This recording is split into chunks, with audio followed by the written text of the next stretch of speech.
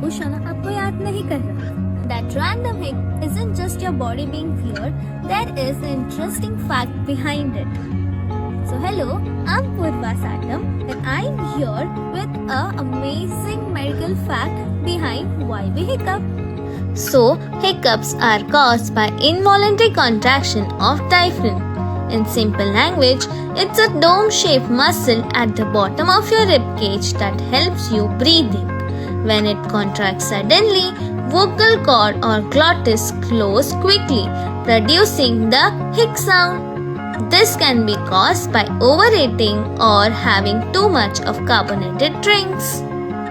तो ये harmless होते हैं, but concerning if it persists for days or weeks to months. So while this hic sound won't kill you, it can be a major red flag that something is fishy in your body. तो बैठ के ये मत सोचो कि आपको कौन याद कर रहा है. उससे अच्छा hold your breath or drink a glass of cold water.